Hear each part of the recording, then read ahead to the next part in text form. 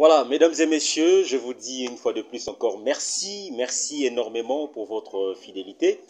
Merci également aussi pour votre participation parce que vous êtes toujours nombreux en train de nous suivre à travers nos interventions. Merci pour ceux qui sont branchés sur la 98.3 MHz. Vous le savez très bien, c'est un rendez-vous qui a toujours été adopté avec beaucoup d'auditeurs, également aussi beaucoup de personnes qui sont fidèles à nous suivre sur cette grande chaîne Africa FM. Merci aussi à toutes ces personnes qui aiment bien nous regarder à travers notre chaîne YouTube Belayem Télévision parce que on a toujours tendance aussi de faire allusion à toutes ces personnes qui sont dans les divers continents du monde. Vous êtes en Europe, en Asie, en Amérique, également aussi en Afrique. Vous nous suivez sur Belayem Télévision, cette chaîne YouTube qui vous apporte de l'information, également aussi de la diversité. Et à travers votre humble serviteur, l'honorable président, il a toujours été présent pour vous accompagner. Merci à Jonathan Sindani, les Poutine de la presse, qui également nous apporte des images pour vous qui nous regardez sur Belayem Télévision, votre chaîne YouTube. Merci à Maman Karine Mbale, merci pour sa participation. Aujourd'hui, nous allons parler, comme vous le savez, on va être bilingue, hein, le français, le lingala, également aussi pour apporter l'ambiance à toutes ces personnes qui aiment bien nous regarder, également aussi nous suivre à la radio. Nous allons être bel et bien à votre disponibilité, donc à travers des sujets d'actualité, pour dire que sujet aux aliko, ça la rage sur la scène politique, également sur le social de Congolais. J'aurais recevoir un invité. Boebi Ndekoana azalaka toujours disposé pour que Amekako Memela Biso makanisi naye, maele naye, et pourquoi pas aussi patriotisme naye, étant que Congolais, pona makambu o etali biso ba Congolais. Honorable président, akoyamba Toms Bakajika, azalaka bongo nenga bibenga kaye moko alobaka ke nazali un simple observateur, azali kotala makambo mena lisu ya patriote, ezali très important. On va tenter de parler avec lui sur le 61 ans déjà. Boebi Keto Outaki Kosepela le 30 juin au Outaki Koleka, les autres biso to rattrapé en haut. Les lots mokole à vendredi na émission Oyo également aussi pour que to mekana ko meka ko sembola moi moke 61 ans Oyo Lipanda ya Congo tozali wapi où en sommes-nous déjà? Ça veut dire que moi na Koli, moi na Boti a komina bakoko, mais Congo en question azali wapi? Toms Bakajika kopesa moi likanis naye na likambo wana. Pe boyeba ke torobeta pe moi solo sur affaire Jeep Auto yebi lelo ezali don ou crédit auprès ya élu du peuple. Misusu bazali koboya yango, misusu bazali kondima yango. Ça cause polémique et dans tout ça, on est en train de juger ou de penser chacun dans son coin. Na ndenge moto akokanisa député na député azali kokanisa la pe mokonzi mboka na ndenge azali kosala analyse na ye, misusu balobi ezali corruption, misusu bazali koloba ezali dossier moko un peu politisé pour que ba meka ko arracher confiance ya ba élu du peuple misusu bazali na ba camp opposé. Nyonso wana tokobeta masolo wana na Toms Bakajika et aussi on va voir comment parler aussi sur la gestion de Ngobila Nengazali, gouverneur ya province ya Kinshasa, pe tokosukisa na ndenge lelo tozali komona Congolais zali kobeta maboko lobi nzambe merci tozali koyoka na nungu que biloko esengeli kokita badare alimentaire ekita. Donc ndenge bakonzi ya ministère ya économie bazali ko lancer appel wana auprès de tous les opérateurs, mais tozali komona pe ya confusion entre bandeko na biso ya fake o bazali komona penza malamu te que esengeli te que biloko ekita parce que ce n'est pas du tout dans les normes, dans les meilleures procédures au gouvernement congolais, il semblerait bazali kozwa pour que biloko eba okita. Voilà, je vais commencer à vous présenter Toms Bakajika pour ceux qui sont sur Belayem Télévision, bakomona ye déjà. Yo pozali na radio tia matoi yoka Toms Bakajika tobeta na ye lisolo na tongo ya lelo mokolo ya vendredi o ezali ya esengo. Donc azali na biso awa Papa Toms, observateur politique ya mboka Congo. Mbote mingi. Mbote ndeko président. Puis mbote mingi na ebele ya ba auditeur o balandaka émission oyo. OK. Pe na ebele ya ba oyo balandaka biso na ba chaîne YouTube. Na bandi que une fois de plus on peut singa occasion pour to solo là. OK. Ma solo etali mboka na biso na bolingo tozali nango, n'est-ce pas? Et dans la clarté et tout peut s'ender et c'est mon abord bazolanda biso pas comprendre moi moke nini toni ko yebisa. Voilà. Et quoi, écoute bien, les lots yo mibengaka observateur na scène politique ya Congo. Mais na kolingana no avant to kota no makambo parce que to utayi ko fêter 61 ans. Mais mokolongo na mona kyongo zalaki mo malili to monite ba défilé to éviter Covid et pai to monite ambiance ya lipanda to sentir ngo penza te. Mais yo na analyse na yo 61 ans lelo. 61 ans déjà moto akoli Congo en question na lipanda na ye. Yo ko sala analyse nini étant que observateur. Merci beaucoup, Ndeko Président. On dit que à plusieurs reprises, que je suis un observateur. Mbalasuka otokutanaka. Ok. Baninga auditeur bananakangai. Albaga bien que il est temps pour la bisopeto mouiller maillot. Parce que vous avez les bandes de terrain, hein, vous avez le ballon batron. Ça la sert à rien. Maintenant on peut vous avoir na kati. Ok. Quand vous avez na kati, agence biloba loba et diminuer mon moquet. Ok. Hein, si vous continuez à terrain, oui, que non. Réalité, ça bouillon. Place où il y a clarté, tu mets qu'on peut ça vraiment clarté. Je saisis cette opportunité. Il y a oui, ok. Si manangai, si manabiso, n'ina loba, vous appelez moi un fou ou yabatu. Ou to poni, nzela kolobake. La politique, il faut tout yabake. Ils ont tango nango, n'est-ce pas? Et que les lots moi na Congo, devant le réalisme, où tout ça qu'on vive. Covid epai, régime asika epai, masolo ya sika epai, esengeli mingi na biso to comprendre que tango ekoki biso so to belela ke to kolia politique te, n'est-ce pas? Donc tant on a lobby to kolia politique te, mais ni ko annoncer que solennellement que nous avons créé un mouvement citoyen. Ok. Où to benyango to kolia politique te. Tokolia politique te pona koloba nini ozali ko tinda congolais aboya masolo ya politique na mboka aboya politicien ya mboka na ye signification ni koloba. Voilà. Assertion moko le français le bakaboy. Si vous ne vous occupez pas de la politique va s'occuper de vous, n'est-ce pas? Mais il faut reconnaître que l'assertion il s'applique à la congolais. Il ça s'applique à bisote. Parce que la réalité, tout ça, c'est la réalité où il y a des cours qui sont ça. Il y a des gens c'est-à-dire, ceux qui sont s'occuper de la politique, il y a des cas. C'est-à-dire qu'on me peut si tant ou mingi na pongi. Oh. Tant ou belé, donc tant ou belé, peut-être personne na pongi. Politique est abattu maïl était. Donc c'est-à-dire, tant ou qui, bino, journaliste bolbike, et c'est nos amis, tant que bimisa TV na nabi ke batu belé. Bazotala bala l'émission na héros yo au bosani que héros zo lobaneza 10h. C'est à 10h du matin. C'est-à-dire à 10h du matin, il fallait ndotina bato ba kenene musala. Ba luka misala. Donc il est incompréhensible que à 10h du matin, bato basangani autour de la téléviseur moko pour na balanda discussion il y a 2 ou 3 personnes oyo solution ko zo makate. Et puis semaine elandi wana les mêmes personnes ba koma ko likaka na ba chaîne de télévision avec les mêmes discussions. Ouais, et chose grave, Michou Soukutu, ndeko na nzela boy bakanisa ka koma ne journaliste.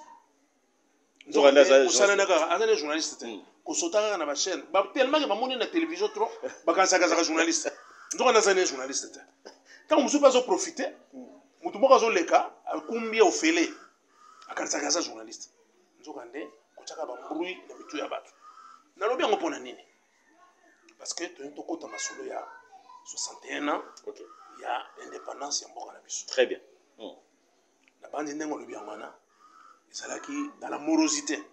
Morosité ngo loba nini? Ngo loba ke bisengo ya kala oto baka ke un 30 juin pour mona défilé ba soda, mona défilé ba force vive de la nation. Ezalaki te. Ezalaka pe le sous PPT. Hein? Les lois peut être comme ça mutabika ke d'ailleurs on a tongo fana no nganga damage na hein bana ba kodameni ninga mona sandenge nini et puis journée le kika ndete journée nyos on va le baka en bon français ba lobi ke le jour passe et se ressemble.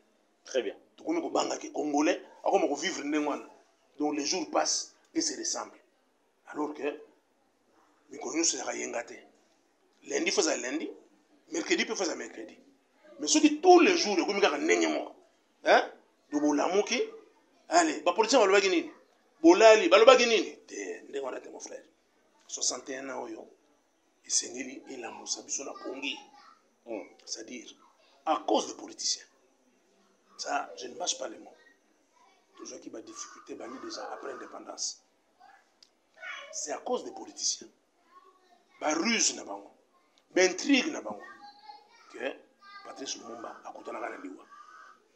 Héros national akutana na liwa. Dikola ba intrigue na ba ruse biso ba politiciens. Toko zo renya Mobutu, papa maréchal, a régné d'une main forte. N'est-ce pas? Un régime qualifié de dictatorial. Un régime dans lequel les libertés individuelles sont garanties. On dit, mingi, on va vivre une époque de quoi nous parlons.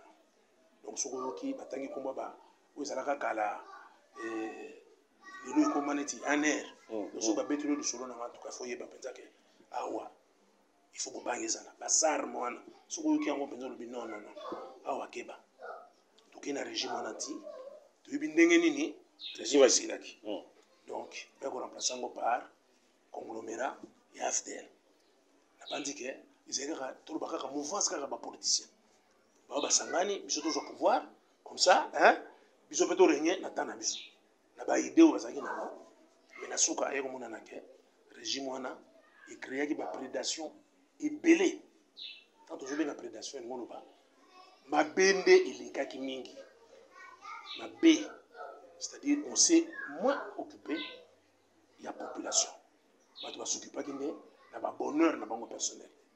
On a dit que les autres toujours vivre peut-être je me suis fait à la émission de la masolo ya netina histoire hein pour le baquet les loyo ba scandale nyoso toujours mon ezobima hein na poisa ça makambo ilalaki na régime eleki. OK? Quand on a la mouki boy, tout va vivre dans la carte, moko boy, hein? Il y a crédit, bah fonction à Rambongo, tout va siphonner à Rambongo, la trésor public, il y a ma sortie de bagangote. OK. Donc, mon éligible était, n'a pas avantage wana, à quoi on vivre avantage wana. OK. Tout vivre, excusez-moi, tout vivre, parce collection, hein? Bâtiment de l'État, bah Kaboul yango penza neti loso, hein? N'a pas ta famille politique moko boy. Oui, Olanda, biloko belé au rabais, hein? Bande qu'on non payé des années, mais moyen de discuter mingi ça la guité parce que ce qu'on discutait, bah liberté fondamentale, c'est garantie pour un rien, bah combien on a des miap, pour un rien, bah combien on a un air, donc ce qui fait que bah tu vas équiper, on fait la banque, n'est-ce pas? On a réalisé un domaine car il y a pas politicien. Si on est au bandi, régime asik. Oui, Zaliko. Mais quand on a pas politicien. Quand on a pas politicien. Il y a un lobby, c'est-à-dire, il y a ce bloc-là, hein, où il n'y a pas politicien. On vit à Pekaka. Mais il faut pas contrepoids et Zalaka. N'est-ce pas? Donc, les politiciens, oui, il y a le régime pour tout le monde, c'est en place. Il faut tout le bien. Tout le régime, il y a Étienne, pardon, il y a Félix. Oui. Tout le bien. On a tangi combo, ça l'est bien. Parce que là, il y a un bien. Tout le régime, régime à Liboso, il y a Mobutu, Tokoti Mouzé, si Matokoye pas Joseph Kabila, si quoi ils allaient Félix Tshisekedi. Il faut que le babo mon a bossé. Voilà. Si quoi na régime tout le monde a signé, hein, a signé ils allaient quand même. A signé nini, tout le monde par exemple que surtout au Cameroun, hein, règne intouchable, communauté kusila. Mais sur le ya combo. Mais na fond nango mais na fond nango ebele o lelo bazana na makala hein surtout ba yoki ndongo lobi ndengwana ba mona vraiment que donc c'est que vous allez reconnaître parce que na bango te na minute on a makala. OK? Parce que ils envoient de toutes les couleurs. N'est-ce pas? Na bo mesano bazaki nango eza susu. Bato bazolanda yo même en Angleterre mbongo oyo bakangela Camere lelo to zo net exemple nango lelo ya zali na boloko mais mbongo wana to population yebité salinini. Voilà, c'est aussi un problème. Yo le vivre intouchable mais on peut toucher quelqu'un mais ce qui doit être bénéficiaire à la population on le sent pas misolo et kindaka wapi. Non, c'est-à-dire que tango na bandi koloba ba lueur o ezo mona na miso bato. Ça toujours le baquet na minute au régime oyo tout le monde quand même que la parole est comme libérée hein parce que soki ozomona bato nyonso ozoka lelo bazolela bagreffe bao bazoloba tozalaki mpete des années kuna bona boye eza bato oyo okenda barégime passé baki na mpasi ya kosexprime ndenge wana omoni mais lelo oyo bakoki kosala ngo n'est-ce pas lelo oyo ngai na yo ata nde na créé te tocréé tozala baninga nsima mouvement citoyen je dis bien parti politique te c'est un mouvement citoyen ebandaka mouvement citoyen prendre te peut-être mpe okomaka parti mais tobandaka eza mouvement citoyen na ndenge mouvement citoyen tolobi boye biso mpe nous allons participer pour tobâtir kaka mboka oyo en contrepoids ya ere mosusu mingi baruse ya bapoliticien mais basignaux ezali ezomonana ke ngai lelo oyo naza assure ke soki nalobi ke di nali na réunir ata 100 personnes esika boye na assure ke baobetanga ye masasi te n'est-ce pas nakozwa ngondo te en tout cas naza assuré déjà donc c'est déjà quelque chose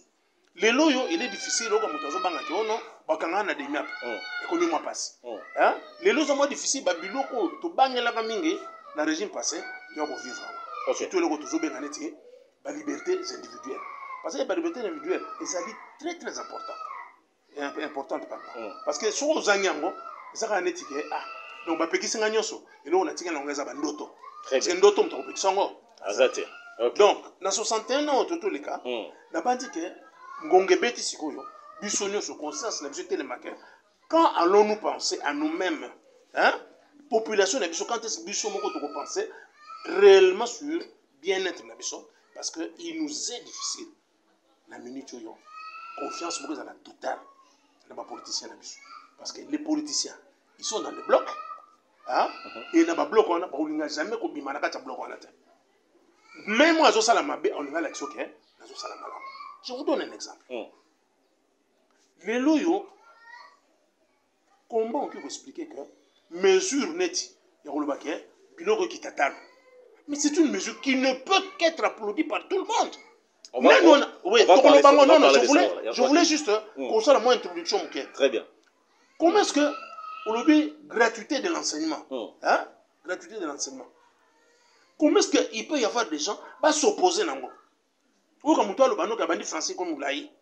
Oh non, mais gratuité, c'est quoi qualité d'enseignement zanine? Alors que qualité des enseignements, ils ont rappelé sous terre. Biso je te raquer, ba table ronde. Et ça les mains, ba kutana, tout discuter peut-être que non. Enseignement na biso, il perd de qualité na. Que faire? Moi je comme toi le bano que pour la ligne gratuité, c'est qui sa qualité. Alors que qualité des gens va juste. Et là il bani que un promoteur pour naie moi la classe azali client naie. Promoteur nous. Ako benga na moi la classe. O biso to ibaka ke ba ko renvoyer. O za ta maele mi ba renvoyer. OK peut-être que Père Jésus t'a renvoyé. Mais le ba renvoyer kata. Parce que moi nazali client. Donc qualité enseignement ezala na société. Mais comment comprendre que comme tu que non? Non. Azo lutter contre yango. Donc pour te dire que il est temps biso to comprendre que surtout vous landa banzela ba discussion ndengo wana. C'est-à-dire biso moyen to avancer. Exactement. Donc yangona lelo bato bazolanda biso bazo comprendre que dans les 61 ans lelo Thomas Bakajik a pensé siko que atia siko le mouvement citoyen moko en place pour que au Bunda toye basko le 62e anniversaire qui viendra tout ça l'appelle moi bilan na yo toye basko qu'est-ce que tu as apporté pour la nation. C'est-à-dire voilà. Comprendre que lorsque nous parlons politique quand nous parlons politique oh ya yebi yango solo azali mais belé bazo comprendre que ngolo bani.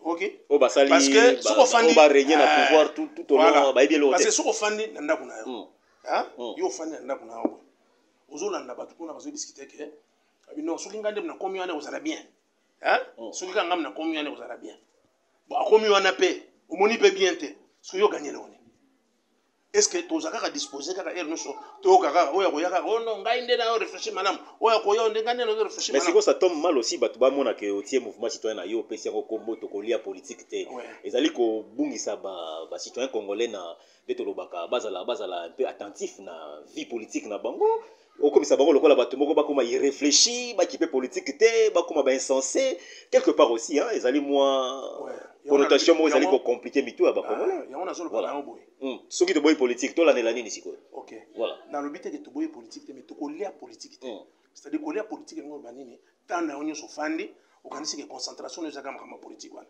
mais je veux te dire une chose biso to kotinda population na biso te bande ko na biso te ba yeba ko comprendre te nzala ni tozo kende n'est-ce pas? On les années en considération na bango. Tout le bin de temps et le konyo ça na temps nango et puis mutu na mutu ay ba ko sala eloko yo ye ayebi mingi. OK? Mutu muso ko sala na peinture nda yebebele. OK? Mais atiki peinture kaka loyenge kaka non comme député provincial. Ou bien comme musicien. Oui bien moi. Sur les loyo OK la orchestre et ba jeune monsieur belé on va na succès. Mingi soko landi. Okuta kaka no chanteur wana tanga bandaka. Hein? Oh non azakane jeune moko azamisa zelo na rivière terre. Mais le cola voix na ezaki pembeni ya musicien moko boye ayepe a gagné test hein a comme musicien. OK. C'est dit que tout le monde a que mutu face adapté hein na époque na eto na temps na hein mais mingi ko bali ke mutu na mutu so azana sika na azo sala oya ye ozale lengi. Je vais te donner un exemple des ébélés. Pesa pour ça. OK. Oui bien que na mboka oyo bato balalaka ti 9h hein à la mouki 9h depuis que bazali na mboko très bien et belé kutu donc ti 9h na lali dans la mouki le temps à la douche ou bengi autant ma sana douche mais les on a pas ça le petit déjeuner OK petit déjeuner bazo salé et puis dame évidé à sokoli bien à sokoli d'enfant hein à comment régler petit problème ah oui c'est ezagini non $100 à ticket ah $30 à ticket ah nini à sali biloko n'est-ce pas mais dis-toi que il y a des gens où à la mouka qui na 4h30 hein 4h30 kende na ba rond-point on déplace Barbara la ville se réveille OK na rond-point ngaba OK na Ipen OK na bakingasani kuna hein 4h30 aujourd'hui ma bana fête bozongo na bana que non ero ba taxi ko sala ba taxi biso sala ba maire bazolongwa kitambo hein azolongwa na nani na sakombi wana bazo somba biloko ba fruit na matadi kibala ozoka mais on a somba ba fruit na matadi kibala 4h30 asabi magi déjà mais ngana yo na 4h30 tozolota OK parce que tant 5h30 beti au côté refi hein parce que c'est la top Congo ou Africa TV na 7h ou 6h aux informations yo moko tozolo na fana bi me fana zo ba information soso mais ba mère wana ba master wana bango ba seba bi magi déjà pour nous servir ma population na ba besoin primaire au bazana OK bato na ba futa ba taxe na ba zona nangai azo futa taxe na wenza futa ka mesa na nini et puis na suka ya on de sali budget hein mbongo de sali budget na biso siko na budget wana ya moko ya 40% ye moko OK voilà politicien ya zui mi yam talala kana bien mais ya bendi 40% na ye siko yo abani ko yipso ke non wana kuna za fonga nde na za bien yango moni sens toujours ba to la politique ah voilà to s'occuper OK mon ça s'occuper na musala na et calmement et d'ailleurs je vais te dire une chose bato ba bulu na mingi wana tala chombo na ye zanoka ba chombo mike 10 000 wana la musique mais il est vraiment engagé hein pour rendre service à la nation mais biso ba to ko luka ba Android to ko luka ba iPod to ko luka ba nini biso nde tango fandi boye na 11h hein au fandi parce que ba botola ko carte visa ndeko mko lubaka le pays ne va mal très bien voilà alors vous nous suivez de partout c'était juste entrée des jeux moko tolinga ki tozwa pe impression ya mwana mboka Thomas Bakajika na likambo o etalaki 61 ans boyoki nenga lobi bozola na ngai attentivement bozali penza ebele bozola na biso merci na Rami Ramazani le double R azola na biso apesi mo mokeli kanisi na ye na 61 ans déjà autoutai ko fêter ezalaki penza esengo komona que congolais nyoso o alingaka mboka na ye a souhaitaki toujours ba bonne continuité pour na avancement ya Congo Thomas Bakajika pa lobi awa que yangwana balobaki bako mouye ba maillot. Oui, Nayambaka l'autre fois, il m'avait promis, mais je tiens aussi à vous rappeler qu'il a pris sa parole en considération. Mayo yango yango ebotisi mbuma ya mouvement citoyen moko au balobi et sengeli to vanda ka toli ara politique.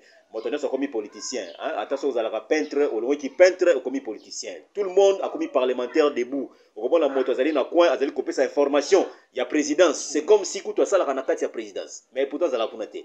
Tout ça, on doit chacun dans son coin tala et loko yo sengeli ko sala. Valeur, ozali ko garder comme potentialité. Télémisa yango pour que OPSAP netolobaka avancement na mboka na yo. C'est très important. Alors, numéro nazali kopé ça.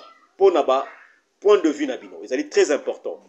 Le plus 243 85 47 22 329. Plus 243 85 47 22 329. komela ngai via WhatsApp et kozala pas important opesa likanisi na yo ba question na yo mituna na yo komela ngai tindela ngai yango mwana mboka Toms Bakaji kazali awa akoyeba pe koyanola yo yo komi nga nazali na France okomeli biso na via WhatsApp tokozwa yango tokotuna ye pe akopesa pe yano ozali awa na Congo ozali na Kikwit ozali awa kolanda biso na Congo central komela biso na plus de 143 85 47 22 329 mituna nyonso tu tokoyeba kotuna pe invité na biso tozwa deuxième partie déjà parce que c'est ngeli toyeba ngo pe ezali kosala pe moi polémique hein moi polémique ebele ba élu du peuple bandeko na biso tobengaka ba député toyebi bango bazali ebele soki na assemblée nationale kuna okomi kuna okomona batata oyo balataka bakazaka costume cravate bazalaka kuna bango nde bazalaka kopesela biso défense biso population soki bango bazali kuna na kati ya tobengaka école na bango kelasi na bango kuna nde batraitaka badossier batraitaka bamotion makambo oyo mpona biso intérêt ya population mais likambo moko ebimi awa ezali likambo ya affaire jeep bajip oyo toyebi nazomona na bareseau sociaux badesine moto moko azwi maboko asimi mabanga mibale na nsima azali kozela soki jip wana eleki abambola yango mbodi ya libanga balobi bakobeta yango mabanga mpo basepeli nango te population lobi eloko ezalaki ndenge toyokaki mokonzi ya mboka bandaki koloba les peuples d'abord mais lelo komi les députés d'abord les députés bazali kozwa jip député azali kotambola na confort pendant que population azali na eloko te likambo wana na kotuna ndeko Toms Bakajika est-ce que lelo tozali koloba affaire jip don ou crédit ça cause problème même les députés eux-mêmes n'arrivent pas à nous dire réellement ezali don bapesi bino bakabeli bino to ezali crédit bazali kopesa bino bozongisa yango moke moke na misolo bozali kozwa c'est un problème d'abord dans l'impression na yo Toms Bakajika de voir qu'un pays comme le Congo tovana na débat ya bajipa to le bilan ndenge na bajipa biso ba congolais est-ce que na Hollande esalemaka est-ce que na États-Unis esalemaka pour des élus du peuple yo zwi yango ndenge na réflexion. Bon, merci président. Une question très importante. Très bien. D'abord le kouyi et le ndenge tolobaka ils allaient faire partie de l'actualité. Actualité parce que bateau belé dans divers commentaires sur le sujet, il y a affaire tout bien entre guillemets, affaire 500 jeeps, 500 jeeps des députés. Ok. La zone est l'issue, ma caméra on a ça toujours depuis Kala. Le président, il faut toujours tout ça là, très attention. On a toujours il y a sa population à bisoka. Tout ça là, très attention dans mon tour bengi politicien. Parce que un politicien na maboko na ye, hein? Biso tozali manipulable. Biso population. Donc na maboko na ye vraiment donc tozali manipulable. Donc à cause na biso eloko ya lingi. Mais bazali bana bisala na biso. Tete na kosubi. Donc biso na maboko na bango tozali te argile. C'est-à-dire que yemo kazo fcho forme oyo lingi. So yo sali na attention te. So le motika la argile a kotia na forme ya lingi. Pourquoi je le dis? Tout beau ça na tête que dans notre pays na yonangai na bande konyo sa Congo to votaki pour la constitution oyo hein eza ko kamba biso lelo. On va bengi la loi des lois. La loi mère constitution. Constitution wana et le but que tous allez na institution. Président de la République, Parlement avec ses deux chambres, cour et tribunaux, n'est-ce pas? Non, je me souviens. D'accord. Maintenant, l'institution yo swana na gouvernement. Gouvernement, voilà. L'institution yo swana eza na mode na ya fonctionnement. Tout bien biso tout. Donc ndenge za bonde balba nul n'est censé ignorer la loi. Tout bien parce que babi que nul n'est censé ignorer la loi. Constitution ana to votaka ngo, to ndimi ngo, donc soko tangi na kati bah oui c'est vrai. Donc institution ezali na on a bengi façon ya fonctionner qui est bien déterminée na kata constitution na biso. Si ko tokota na mozindo ya masolo ya ba mituka. 1 en 2006. Na lobi bien en 2006. Ba député ba soka mituka. Ba soka suki ba Israël je crois. 2011 je crois que c'est Prado. Prado, voilà. 2018 je crois que c'est Ming Fortunaire, n'est-ce pas? Et période nous sommes tant que député bazana kata bisengo na ba mituka manini tolé ça le matin, n'est-ce pas?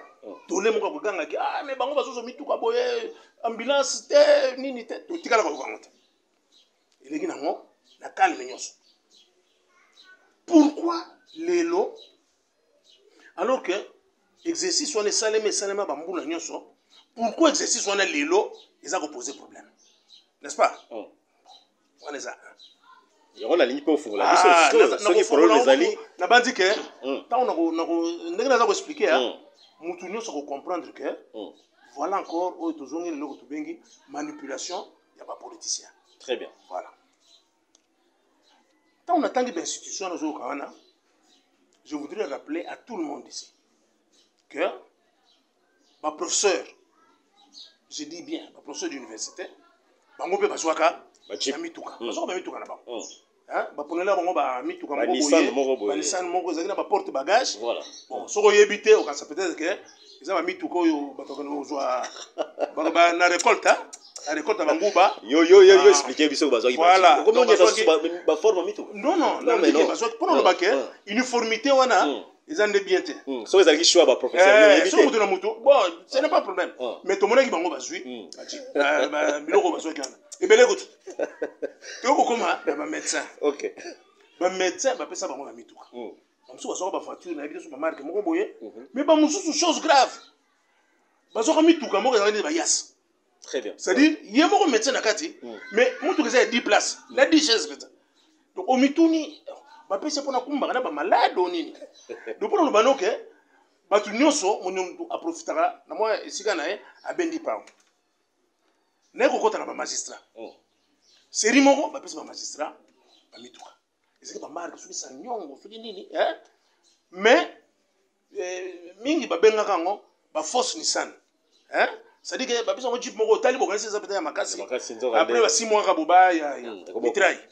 OK nous on appelle kazaki biloko ekreaka tolete ezala ba professeur ezala ba magistrat ezala banani ekrea no tolete hein bato bazozo mituka na bango bazongo pe belé na nega to mona lelo mais to tikala ko mona jamais batie mutuka professeur na sekuna ba ambulance to batie bana moko ya nzala te to tikala ko mona ngote, n'est-ce pas?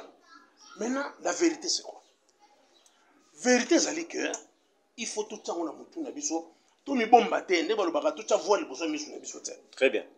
L'institution parlement hein tout le bana mukuse ba député na biso ils allaient portion la population oyo bazali en plein dans l'exhibitionnisme. Je dis bien en plein dans l'exhibitionnisme. C'est-à-dire, un député a un mandat il y a 5 ans. Ça va?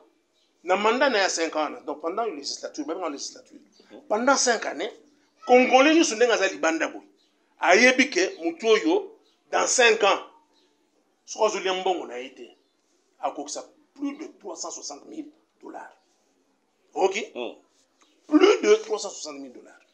Sans compter, prix Moussou Bazoka, avantage. Et cela choque beaucoup de gens. Ils sont choqués pour la nini.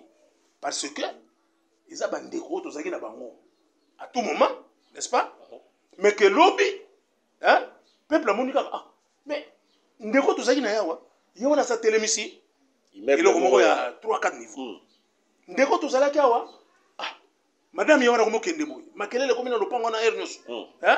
On a commandé soda, na va porte ba soda, ote atama na soda moko na nzela pona ko fungola ka nzela bilo kiliki. C'est-à-dire avantage wana eza trop visible yango zo pousser bato bazalaka na moko na mokanda ya ba député. Ozoka wana ezali selon banalise na yo. Na mais nazo bano banalise nazo constater. Soko tuni mutu to alobano ke député nyo sondengo moni boye. Muke bazaka bien espoir que après législature on a rozonga lisusu. Donc si je comprends, Tom Bakaji kazali koloba ke ndenge ba député bazui ba jeep population isiliki pona ba avantage to mona kana miso leki mingi. Ezali une de cause. Na lobi bien une de cause, ya on a zolo ba ke to mitia voile longité. OK? Parce que liloba moko ezaka boye moninga azwi sepela mais awa na Congo ezaka te moninga sepela soko azwi te mpona député parce que bainstitution mosusu ezala nango problème ezali mpe refus te ya bandeko ya FCC oyo bazali lelo bakomi baopposant to yango ndenge wana bango bazali kosepela te ke bapesa mpe lokumu na tata mokonzi Félix Tshisekedi oyo adoté badéputé bajip bango bazali no tosa contrepoids to contrekale to boycotté to boya yango te ezali mpe ligne de cause te nalobi no bien kobanga te non je me répète encore je me répète nalobi na ok la race du politicien c'est cette race là ok oyo population face à la mingi attention la race du politicien c'est la race il y a mensonge mingi ruse belé hein peut prendre musala oneti eza élégant hein peut prendre ça comme ça mais na zone basikoyo il y a de réactions dans la population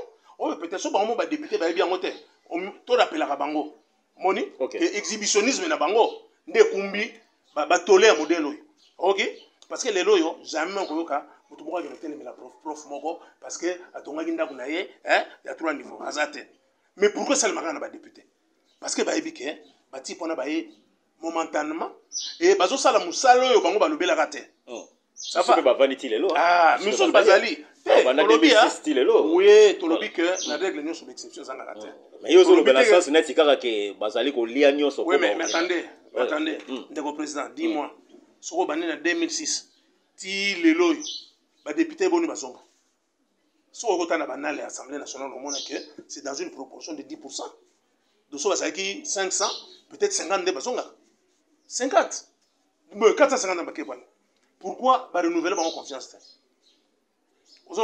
mais to continuer parce que tele magina pona na lo baké ba député ba bangaka na bango te ba comprendre maintenant que c'est à cause de leur exhibitionnisme hein ndezo sala que population moko bazana kanda contre ba siko to leki to komi na dossier oyo toujours le belo très bien 500 jupe ba ozombulo et uti wapi tozana mboka magite n'est-ce pas tozana mboka magite tozo le lanzala awa pas si ezali na mboka mais 500 jeep ezali awa te jeep moko ezali na moto ya combien c'est dans les 80 000 et quelques c'est ça ndenge penza la pesa na 2006 na 2011 penza la zalaki pekaka et puis jeep pesa na valeur moni mais parlons de choses sérieuses hein ba jeep wana ekoyi du ciel te n'est-ce pas ba jeep wana est entreposé quelque part la bandi que yo en tant que journaliste soko mi pesi kaka volonté d'ailleurs qu'on habite que soko mi pesi oyebi place ezali donc entrepôt ba jeep wana ezali yo yebi entrepositeur oyebi n'est-ce pas très bien importateur ayebani pona nini parce que importateur aya na document ba bengi bel na bel wana ba désignaka importateur ça va importateur za fulani ça va commande facture ya nit ba jeep wana ekoza kate ke mutu moko ayaki ya bel dit bon ça te mutu asali commande ayebani OK mutu asali ki commande ayebani do so oyo kotuna na commandaki ba jeep ba ko yipso ke fulani ne a commandaki armateur ayebani armateur ezali polo bateau ekumbaki ba conteneur yaki na ba jeep armateur ayebani azana adresse do so oyo kotuna ye monsieur nana futaki ba frère na yo pona ba jeep wana ekoma na Kinshasa a ko yipso ke oui fulani mutafutaki maintenant tous un quand il y a l'Assemblée nationale, il y a l'opposition, il y a la majorité.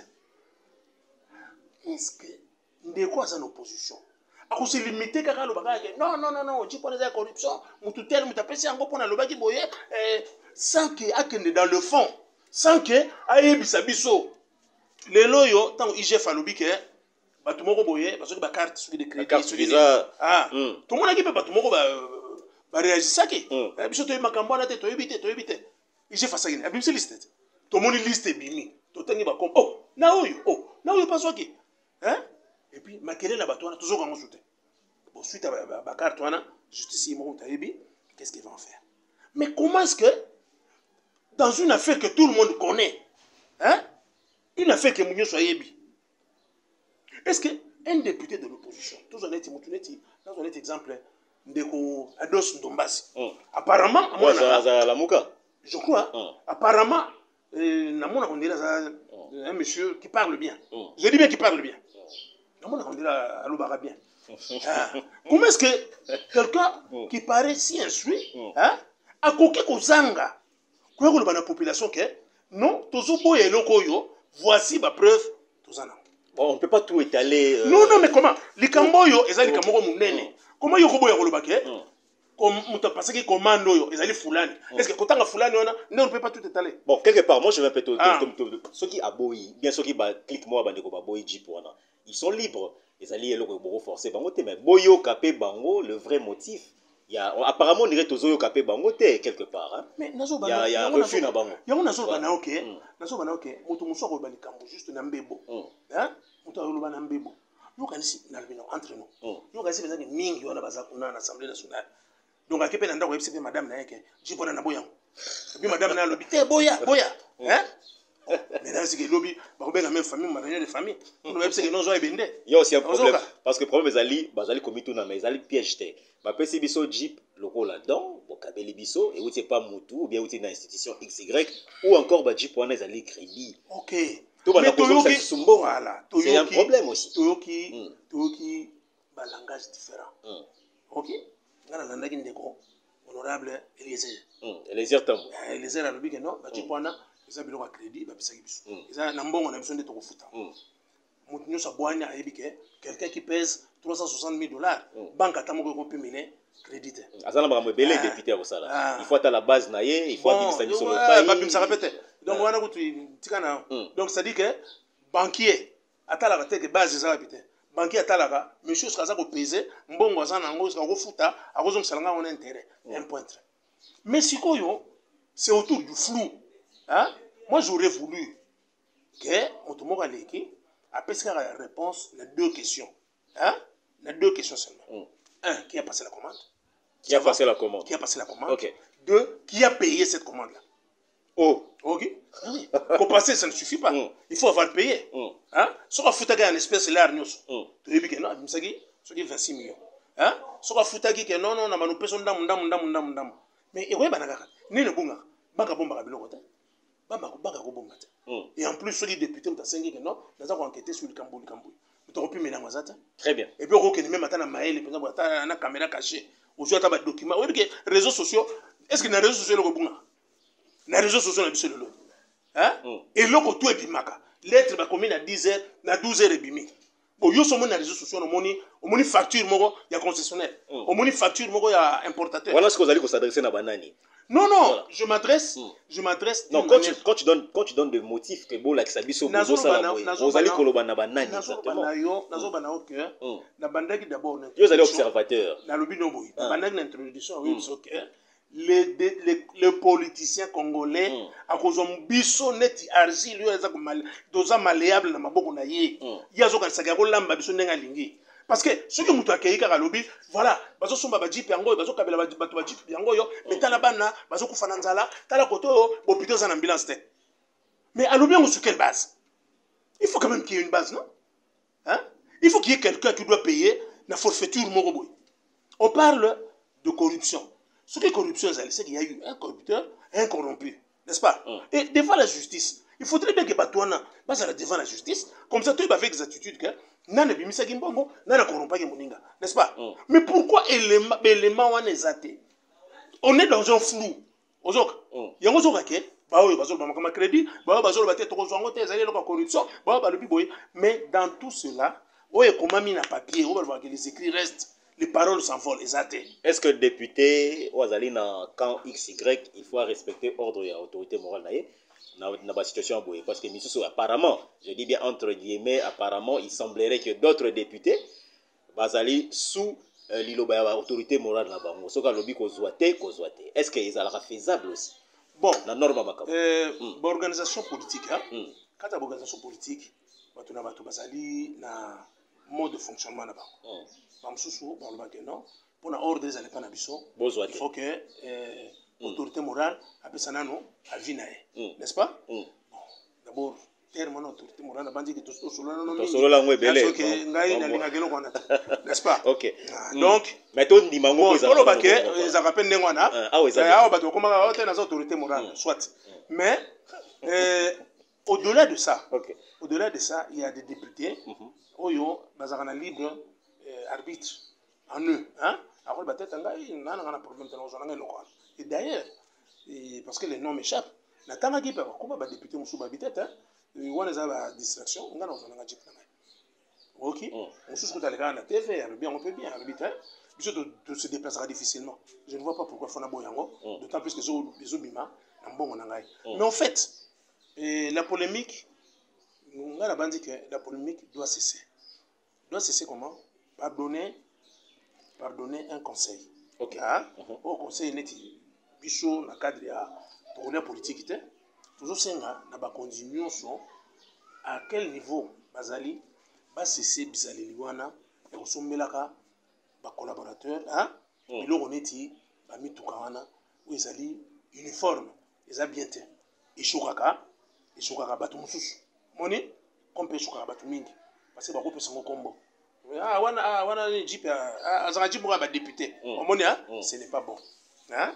Donc ce qu'on moni que on peut s'en monter loko ou bien on y va quatre mbongo na hein? Avec un avantage mo quelconque. Pesa ika mbongo na ye moka kinde soka kopona jipe asala choix ya soka kopona neketch na ye soka kopona nini ye moka sala nini parce que 70 000 $, ce qui est ça coût hein coût ya jipe wana je pense que peut-être les députés muso ko loba non na kena ngasuki na maison tela na mona ki tracteur ça 62 000 hein na zona tracteur na calculer so bazo fait gloire on a ba plateau kuna bateke na zo kutumboke bele koleka hein 70 000 euros et kotika ya jipe ka bisengo kabo omoni.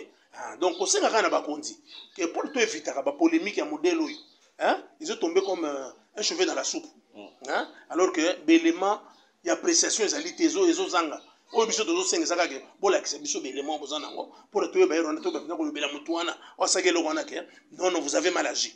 Alors tant que on est até to éviter la polémique comme ça prochainement député nyo saibake ndenge na yeboy so na so mamutuka na kuna ngai na mbongo na ngai ya o na zwa. Très bien. Voilà.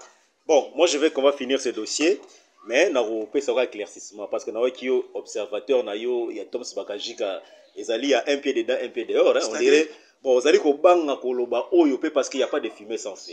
Aux populations, vous allez Koloba, n'a pas source, monsieur, vous allez ça. Peut-être aussi, et que vous avez la lune de cause, il y a un refus, il y a un jipona. Il y a l'Iboso, on a tangé là qui ont lobby autorité morale. Maintenant, on a eu qui ont place au lobby, autorité morale, vous allez Kotinda, topé Koyebisa, député, Naïm Soubazouate. Et allez Joseph Kabila parce que vous avez l'autorité morale, il y a clan Moroto Ebi, il y a FCC. Pour l'obité, il y a mis donc l'autorité morale égale Joseph Kabila. Non mais non, vous allez repérer information parce que vous allez vous battre. Mais l'autorité morale, par contre, mais belette. Vous allez puissant, vous allez puissant. Ah bon? Ebi, voilà. Azanani? Azala puissant. Non, voilà on te le dit, donc Azala puissant. Tu vas continuer. Il y a mis balé, ils allaient plus Pelikamouya.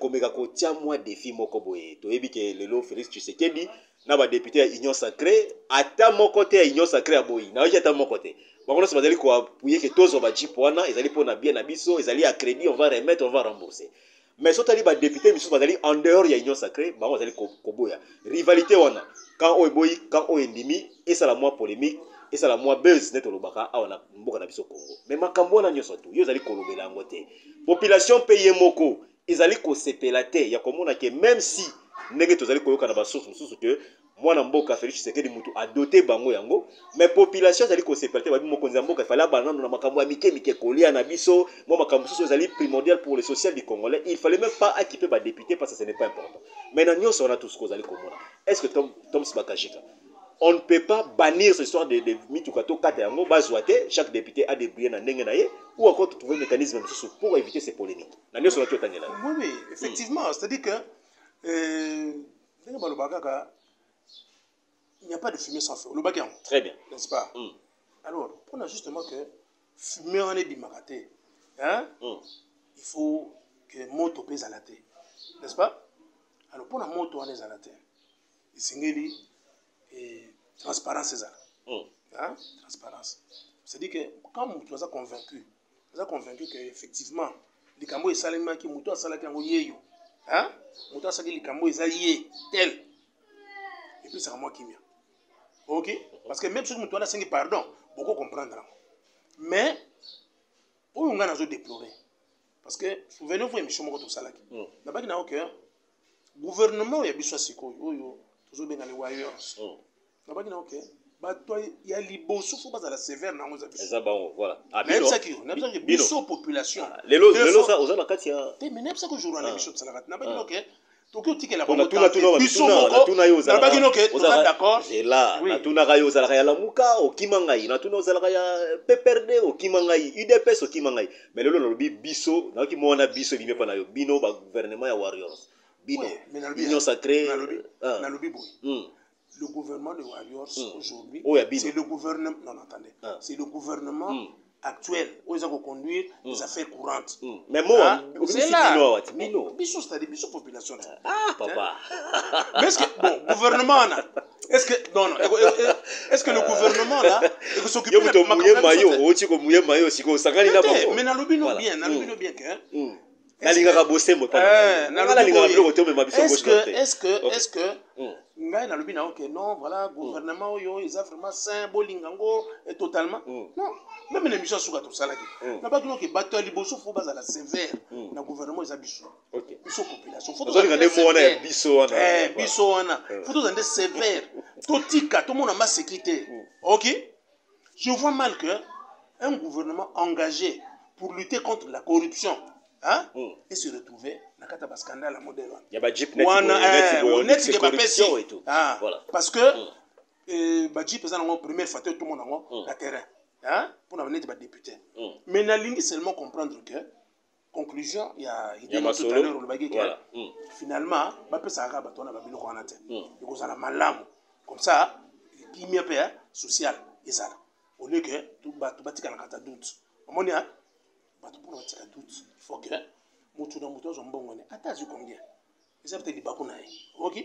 atazu ne combien mais que nous sommes car na oyo lingi mais bazo ka mi ko mi tuka boy oh non les loyo ba ko distribuer bango ba car ba nene c'est mal vu dans la population ya on a le bique au moins ngana za sincère pour nous ça député que bozo mona député hein député ndenge zo mona boye hein ami yebela déjà exhibitionnisme na bango ndezo boma bango OK exhibitionnisme na bango ndezo boma Monsieur Sokoto depuis avant na ebi depuis 2006 style lo il y a ça na ba forme tu ba jeep ça zoa to so ke pe moni on dirait zoa ka o zoa te voilà nous on pona exhibitionnisme o ti lo ba na de wa delice sanga yepe na coup sur coup bon au moni ndeko aza muto boanya parce que na ba législature nous sazonga n'est-ce pas parce que le bique o bazala la sûreté mais tala muto azali ko prouver non mais na lobi na OK 10% il mérite au moins ba jeep voilà oui mais na lobi OK azwa yango hein azwa n'est-ce pas pe azosala OK n'est-ce pas donc une preuve que pratique on est les lotés na lobi que pratique ça na lobi te que eza mabe ye asoma député to député asoma député mais na lobi que ezaleli wana ya kopesaka bango na mipiku nde eza bien te batika ngo moni a soki mutu aye na assemblée nationale anga soma mutu kana ye na be monument na ye akende mo kobeta match na banquier na ye hein na ba crédit na ye n'est-ce pas OK asomba carrière kopona na mutema na ye très bien mais oyo kopesa bango belé boye ça énerve la population là c'est votre dernier mot pour affaire Jeep bandeko ya mouvement citoyen tokolia politique te voilà ba déterminer ba lobby ba pesa bango soso mipikuté ya ba Jeep bolingi yango te beaucoup de samukanda et pas ndeko mboso botindela épée azo yango et vous allez une bonne chose j'espère pas seulement qu'on commente on tique les dans main propre voilà on tique la mukanda dans opposition moké vous allez ko ça mais éviter nazo comprendre ndeko président c'est-à-dire que c'est pour conclure voilà nous sommes à la recherche il y a paix sociale d'abord pour nous permettre que nous soit atteindre au benga à minimum il y a bien-être est-ce que vous avez compris ça que bino ba mouvement citoyen vous allez manipuler na ba politique wana ba député wana ba luka kabino vous allez ko bomba copie yo moko sans le savoir ah vous allez ko télémela bango na ba principe pour ba chip et tout et consort lelo ndeko président les point de vue na opesi hein complète ça conclusion pour na dossier pour na dossier yo na mouvement citoyen na biso déjà ko longola ngai na masolo wana ke na ko za manipuler ça va na za manipuler OK et nous appelle manipulable c'est vrai que bato baloga bazaka ndengo balobaka ndengo hein na manipuler nous za manipulable OK très bien et que même si tu commis la échéance électorale hein nous sommes de ceux-là qui disons que il faut créer des lobbies to tindaka ba jeunes hein to tindaka bandeko to moni que non yo za capable de place wana ba kindaka OK biso to za la sima na bango Vous comprenez? Donc nous donnons un point de vue. Oyo, ils ont engagé. Bisso, auto bandi qui est partagé, on peut y délai. On va comprendre le point de vue. Très bien. Mais Kolobake, tous à la manipuler. Alors que Bisso, tous à dénoncer la manipulation, il y a ma politicien. Donc c'est que tout ça, la neti, aux autres, les Camerounais, Boutou, mais n'attendons pas salim. Maman, savona kaka. Si awa, bela MTV. Ah, orozopenda be miso ya kano. Okozo ba gag ya kano, ba film ya kano. Bo solo ya mboka ya kano. Ah, be MTV. S'abonner. Teka musafika place oyo. Tui, bela MTV. Ah, botala nkela nenga zokola na be MTV.